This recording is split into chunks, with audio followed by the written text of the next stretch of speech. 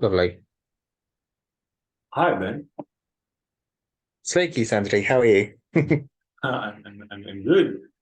And my first question is, can you just shortly introduce your piece, Symphony for Instruments? The Symphonies of Instruments was commissioned in 2019 as a collaboration between Drake Music Scotland's Digital Orchestra, which is this big ensemble built up of digital instruments, or what are sometimes referred to as accessible music technology.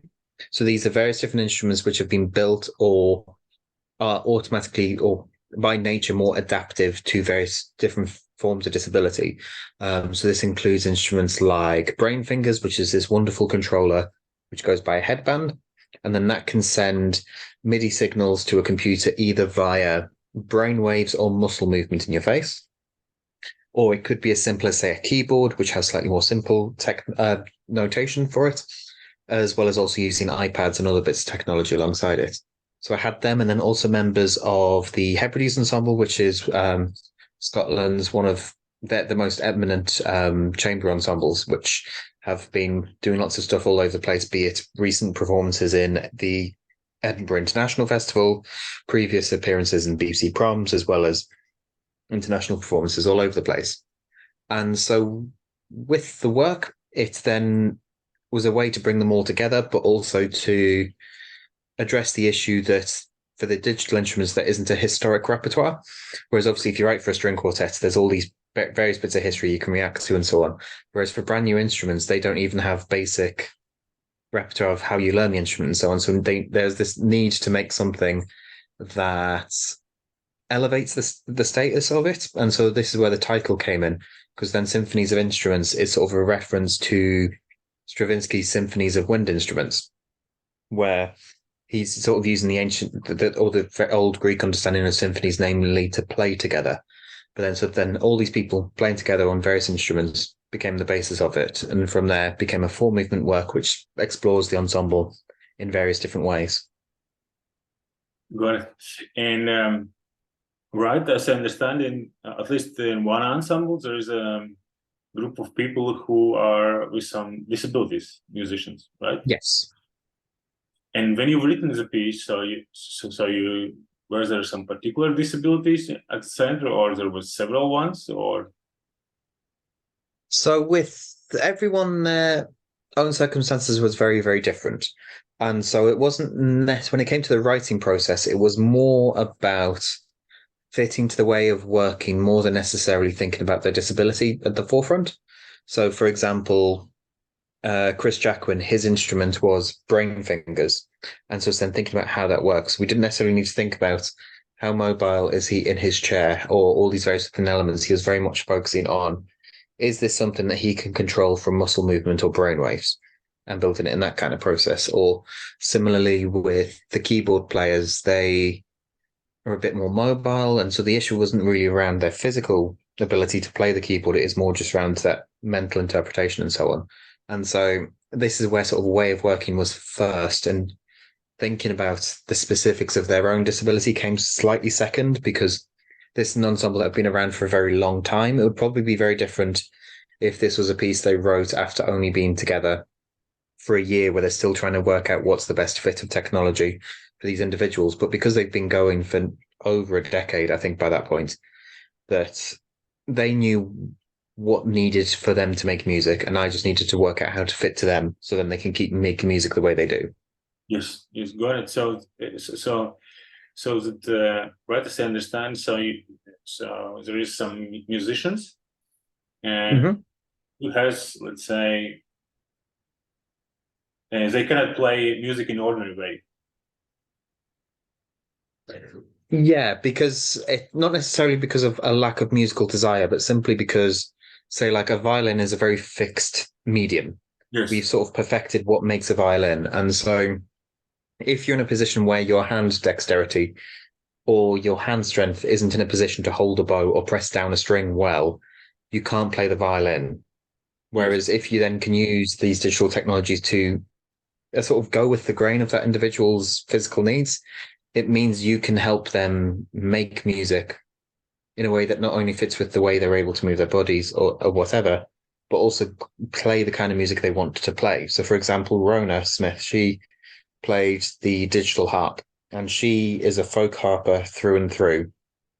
But because of the dexterity needed to play a folk harp and the ability to say hold a folk harp while in a chair is next to impossible, it's then building a way to sort of create that same sensation. And this is where the digital instruments come in. Got it. And can you describe what kind of instruments it was and what kind of people played them?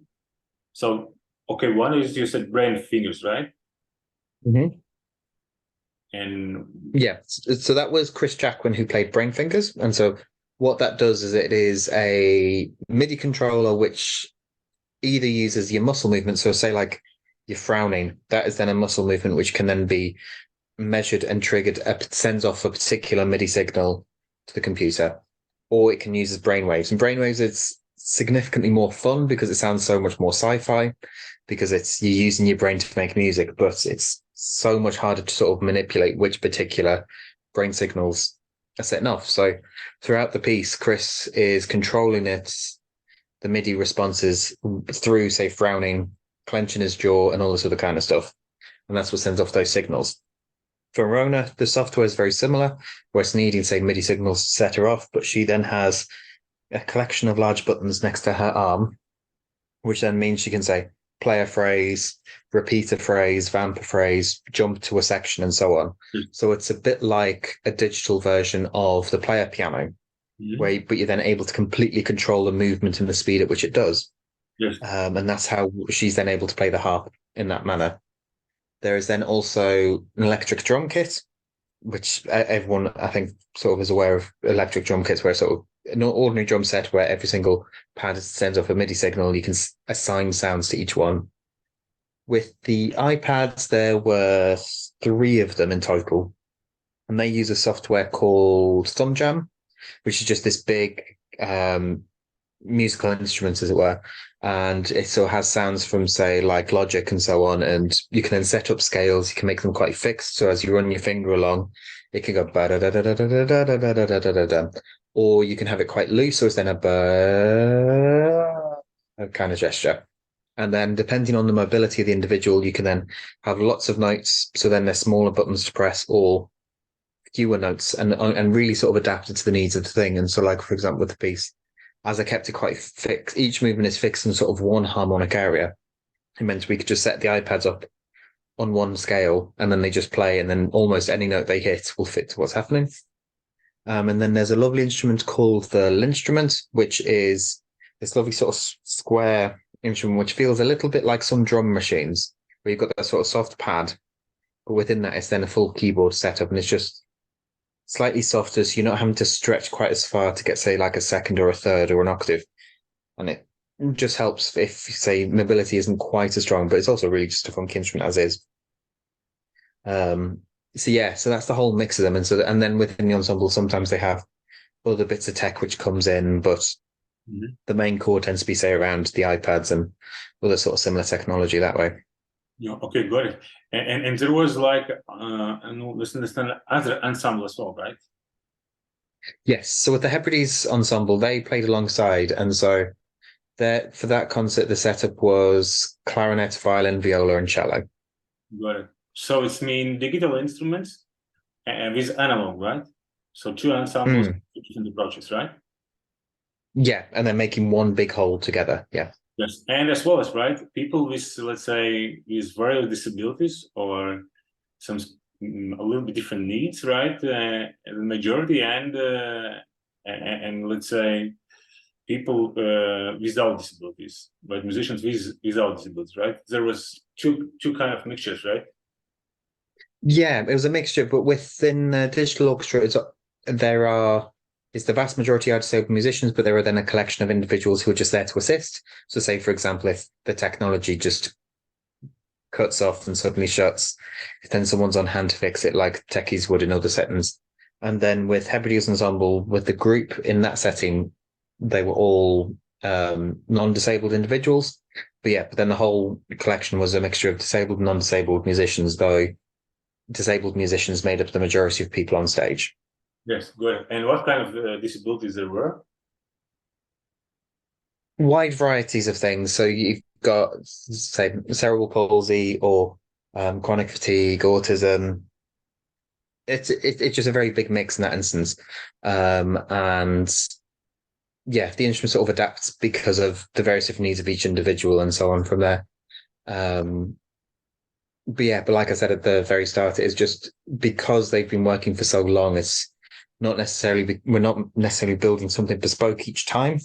Each one has their own, each individual has their own instrument, and it's just to play into their instruments, and their sort of disability and ability to play is all sort of deeply entwined. So it's Good. during the process that there was never really any thought of this person has this condition, I must write it in this fashion. It's more, this is what they can do on the instruments Yes. and built in it that way. Got it. And right, I understand that you use various ways how to integrate it all together. One is through technology, right? You basically these digital instruments are built for helping them to be part of creating music. And the second, as I understand, right, so that you know what they can and what they cannot, and you somehow adjust as composer. Yeah. And so, in short, because technology is new and being adapted, you can just build something new with technology. In like what I said with the violin, we sort of perfected the violin, and people are a bit precious about adapting that. Whereas with, say, like an iPad, if you then just say, oh, let's maybe make an iPad, but it responds slightly differently to touch, no one is quite as precious about that. And they're actually with all these technologies, constantly trying to find ways to keep building on it, improving it, and also try and make it accessible. And so that's where sort of digital technology becomes such a helpful thing for these musicians. And so it means they then have access to music education, which they wouldn't have had in schools simply because schools either didn't attempt to teach them, or if they were in specialized education, they wouldn't necessarily have had music offered at all. So this is where the digital instruments are such an important thing in that instance. And then when it came to composing, it is because it's all brand new instruments, it's you're thinking, what can this person do with his instrument throughout, and trying to then build to that ability. It's a bit like when you start your studies in bachelor's and you're like, I've just discovered the range of an oboe, so I shall write a piece for an oboe and make sure I remember what I've learned. Yeah. Kind of process. So it was very much starting from the beginning again with learning. Yes. So basically, right. One thing is technology, and second is just you need to understand what you need to learn, right? Second part is learning what these people and what these technologies both together are capable of, right? So basically, Yeah. it starts with questions and going to them, or how it went, right? What was the way how this cooperation worked? I was quite fortunate in the sense of I was rather familiar with the group as a whole, and so their sort of their process of learning I was quite aware of, where it isn't the same sort of intensive ways of rehearsing. So that was one thing that helped, and so then trying to find something that sort of fits in that kind of way of working, but also being aware of just certain little things where, like, sometimes because of the nature of the disabilities and the instruments, if you're focusing too much on, say, like super meticulous, say like everyone start buff, or let's say we have these passages in 7/16 and everyone has to hit consistently on the fourth semiclaver of this bar, that kind of stuff would be very, very difficult to produce with a group. Whereas if you've got a piece of music where in the sort of, like, say, the spectral music would be sort of ideal for this group because it's more about harmony in the space.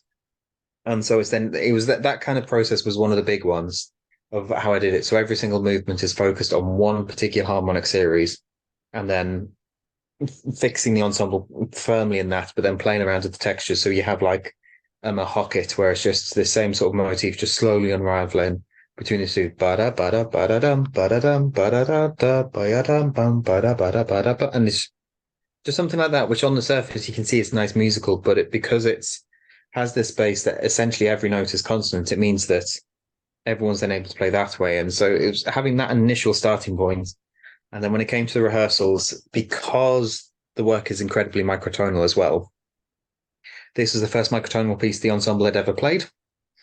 And so we spent the first few sessions just getting them used to feeling it more than anything else. It wasn't even necessarily I gave them the exact music in front of them.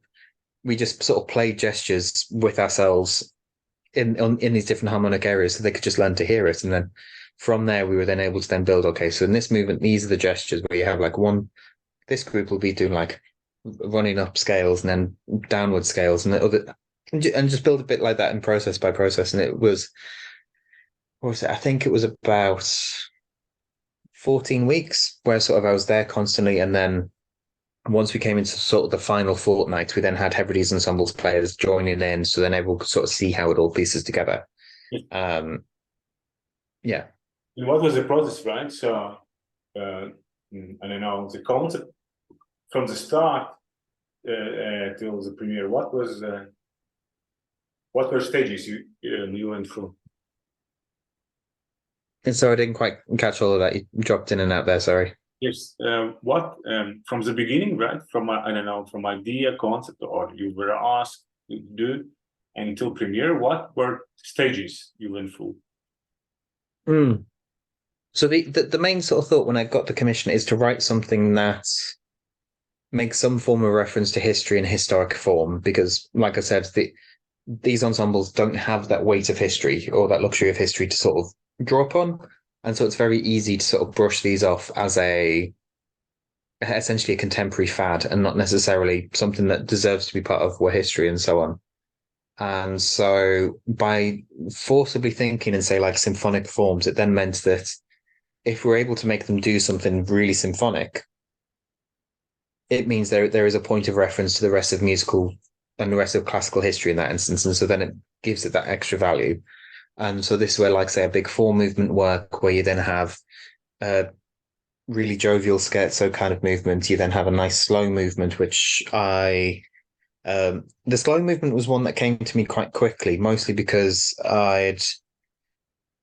that movement is just, it's robbing or very, very similar to Hans Eisler's Kleiner Symphony, where you've got that little canon for the trumpet, trombone, and violin and viola, just playing in three voices, and it's just, that's all the movement is, and it's just really wonderful. And so for this trio, it was just, I just wrote it out as something very small and very little, and it just fits really nicely. And it was, that came together quite quickly. Whereas the outer two movements, just for the first movement, was relatively easy form wise as well, because it's about introducing all the forces, because obviously these instruments aren't well known to us.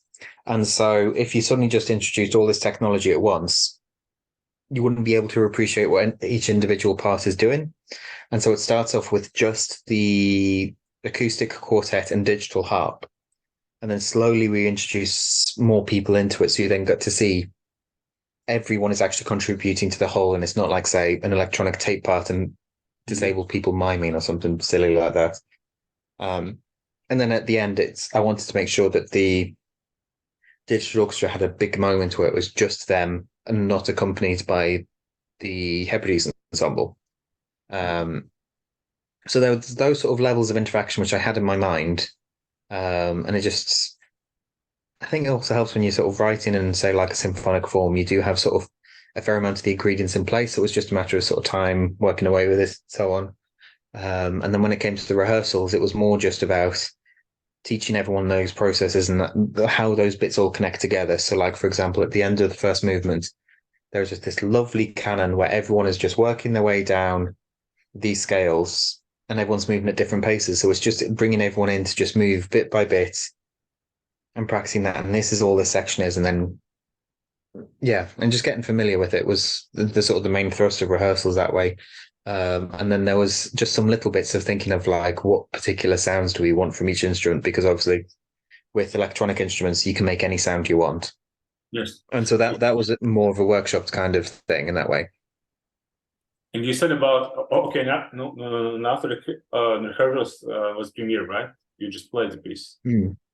And you said before that there was something interesting about rehearsals, so that these rehearsals with those groups should be a little bit different, right? Or it went a little bit different as other band or as other ensemble. Or I something didn't understand correctly. It was the reference to the Stravinsky was just more just title and adding that weight of history was more that point. And so it's very much its own form and existence of its own self. No, I mean about rehearsals, right? You said about that these rehearsals somehow differ from rehearsals when you go with other musicians. Ah, yeah. Sorry, brain struggling there. That's my fault. So yeah, so with ordinary rehearsals, you go in, you have a set time. You'll maybe have like 40 minutes in a piece. You then go on to the next thing, and there's a whole lot of assumptions that you say you've prepared everything in advance. You'll maybe have time to ask the composer a few questions about their piece, but there isn't really that chance to really just sit back with the music and so on. So, like for example, if say like a brand new piece by Kurtag appeared in with the Sinfonietta Riga, they wouldn't spend full rehearsals just playing around with the sound world of it. They'd those three rehearsals would be okay, these are the entries and perfecting that bit. Whereas because of the understanding of the musicians and so on, as well as just their pace of working, we couldn't do like really intensive rehearsals. We had to sort of do lots of slow, gradual kind of learning. And this is where like having early rehearsals where it was just let's get all our instruments in the same intonation and just play and see how that feels and building it that way. Right. And then as we progressed, we were able to go like, well, this movement is in this area. This is what this one sounds like, and in this movement, it's in this area.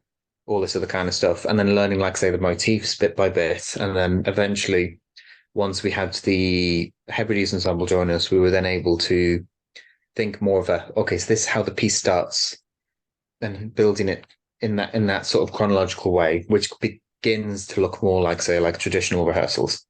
Got it. And how interaction or cooperation with those musicians, how they shape or the piece? It was mixed across the board. So the ensemble really sort of led me in what kind of sounds they wanted to do. So they were essentially finding their particular favorite instruments and so on. So like Rona, for example, she is a harp player. So it's about making her instrument a harp and feeling like a harp and not just an electronic instrument in that way. It's her sort of particular view. Whereas with Joe, for example, he quite likes the loud brassy sounds, but the very basic form of brass sounds on, say, Logic are a bit rubbish. So was then how do we shape that into a rounder, slightly more realistic sound? And so that took a long process, and that was us sort of learning together and sort of feeling it that way. But the sort of the biggest interaction was more with Rona because that instrument had quite a big solo role across the whole. It was then also playing around with things like, say, because if you saw like a massive chord on a piano and you played a very big chord, say like 10 notes, you don't hear it like 10 different pianos, whereas MIDI would play it like it's 10 different pianos. So like the volume is always really off when you're playing big chords. In the same kind of way with the harp is for Rona's instrument. So we're then having to find, because we don't want it to suddenly be piano. We wanted to say like it's just a big chord balanced out and then using arpeggiators and all this other kind of stuff just to round it off and then see with her what was the best kind of way of approaching it. Because particularly in the early rehearsals when we suddenly had this big chord, the noise would just be so loud behind her that she would jump and nearly fly out of her wheelchair, bless her, every time just flying out. And so, yeah, so there was that kind of interaction and adaptation for that. And the third movement as well, there was a fair amount of sort of to and fro, and because it was working out, are the three members of the digital orchestra who should do the canon, or essentially what permutation should it be? And in the end, it ended up being Chris Jacquin as the sort of the lead voice in the canon, and then two members of Hebrides Ensemble matching together, which was a really nice sort of result in that instance because it meant that it wasn't just say Rona as a soloist. Chris managed to have that sort of period in the piece as well. So there's a fair amount of that, but say like the structure of the work and the intonation and so on, that was very much this is my vision. Let's see how we can sort of acclimatize ourselves to it. Good. And what was your motivation to create this piece? Pardon? What was your motivation, right, to create this piece?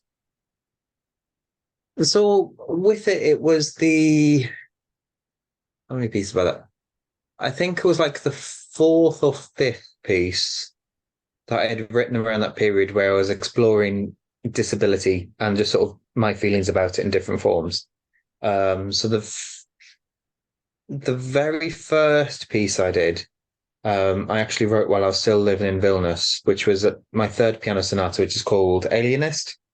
And essentially, the alienist was one of the early words to describe psychiatrist. And so the whole piece is just sort of slightly muted, with you've got this big blanket on the piano strings and so on. And it just, you don't quite identify what's off until the very end. And that was sort of the shape of the piece. I probably should get that one actually edited and up on my publisher's website, but an errand for a different day. Then after that, I wrote a piece called T4, which was commissioned in 2018. And with that one, it was looking at, essentially, it was a memorial piece to what happened to disabled people during the Nazi extermination program, because it's one of those sort of facets of history which is extremely overlooked. Because even though it started at the same time as trade unionists, socialists, and communists were being persecuted by the Nazis, and there were cases of it still being carried out as late as 1948. It's not discussed because there weren't the same sort of campaign groups. Every single person who went into the program died. There wasn't any, and so there isn't that same memorial that exists, say, to the other victims of the Holocaust. And even to the point that there are only two physical memorials that exist, and they are both in the place where it started, on Tiergartenstrasse in Berlin.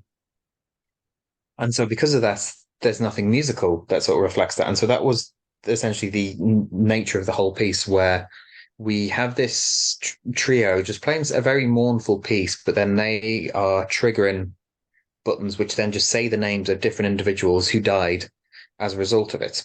And so that is what we hear. And then I then draw a parallel with that to the treatment of disabled people under Tory government, because at that time the UN had came out with its investigation into the treatment of disabled people since 2012, and it discovered that something ridiculous like 350,000 disabled people had died as a result of neglect. And so it was drawing the parallels in the sense of that so many disabled people have died without having any real sort of outrage, but also at the same time not really having the same sort of propaganda that we saw, say, in Nazi Germany and all this other kind of stuff. I'm exploring that in one piece. Then there was a trio sonata, which just looked at, say, like literary stereotypes. And then the last piece prior to Symphonies of Instruments was a string quartet called Can't You See? And it was just exploring this idea proposed by the scholar Leonard Davis, who talks about how disability isn't always seen. And so, for example, if you're on the phone to someone, you can't tell if that person is blind or not, because there's nothing in that interaction that would betray that or sort of demonstrate that that person is blind. You're just able to chat to them and it's all fine. However, as soon as you see that person out with their support animal or with their stick, you then see that. But then it means that the next time you are on the phone to them, you still have that vision of them being disabled. So there's a period of time where they sort of go from not being disabled to then only being disabled. And it's sort of a weird phenomenon. And so what it means for disabled people is we're either not seen as disabled at all, which you can add sort of questions around, say, like mental disability and all this other stuff. But also at the same time, as soon as you are seen to be disabled, the worldview of what you could possibly do or all this other kind of stuff gets really quite squashed. And so you can't really see much of that person beyond them being disabled. And so that's kind of what the whole piece was drawn by. And so what you have is this electronic part where there is no adaptation to the electronics. It is just the string quartet playing. But there are periods where the physical string quartet aren't playing. They are miming what is happening on the electronics. And so you just have this weird situation where you'll have, like, say, a bow is moving along the string, but no sound comes out. And then suddenly, by the time the bow is finished bowing, you suddenly hear the sound. And because there is something amiss, and you're trying to identify what is amiss throughout the quartet. So yes, with all four of all those pieces, they're not necessarily optimistic pieces. They're just sort of slightly matter of fact. And this is where the idea of writing a piece of music which actually just goes, fuck it, yeah, let's write something that's comparable, say, to Beethoven or Stravinsky or whatever. Just felt like a nice optimistic change of gear. And it also, because of who I was working with. Me telling other disabled people, oh, being disabled can be depressing sometimes. They're not going to learn anything new from it. Whereas if we can all together go, look, we can make something fun together and something interesting and hopefully historic, it's slightly more uplifting for the group as a whole. Whereas if I'd been commissioned by a symphony orchestra, say like the Royal Scottish National Orchestra, maybe I would have taken it a different way. But because of who I was speaking to, it's more about let's try and rise as a group, if that makes sense. Good. And what you learned from this piece? What was your biggest learnings from creating this piece? It's an interesting one. To be honest, the big thing with that piece is I realized that I'm very much at the end of this is how many pieces I can write about disability specifically at this point, because there's only so many ways that you can tell people your brain is built differently or you experience life differently and so on. And so that was the last piece I wrote, which is very outwardly, this is about disability and so on. And so it's a very good conclusion to that period, I think, in that instance, though since then I've been doing a lot more work sort of supporting other disabled musicians, composers and artists to actually get opportunities to actually write and work, because this is sort of a much bigger problem that exists. So it's an interesting one, but there were also sort of some practical things of like learning how to say like get all these different technologies, all of them tuned to the right intonation, because obviously if they have inbuilt software, they have their own way of say measuring microtones and so on. So trying to get everyone in tune took a long time as well. So once we sort of learned, screw it, we'll plug them all into Logic, and then their sounds come out of Logic. That made it so much easier. that was just a nice practical thing to learn in that instance. And it was also, and speaking of intonation, it was also quite funny in the sense of we then built it in such a way that for the lovely musicians playing, they could play an F sharp of the 11th harmonic of C perfectly in tune and dead easily, because it was just a bing F sharp. Whereas for the rest of for the Hebrides ensemble, they're really having to listen and relearn how to in tune and so on, because obviously with classical training, you're very much a tempered tuning all the time and all this other stuff. So then to suddenly have these players having to rethink intonation, it being that much more of an effort, whereas the disabled musicians are just bing, here's a nice note in that intonation, and just a curious sort of rebalance of forces. And it's just funny how that sort of appears in that way.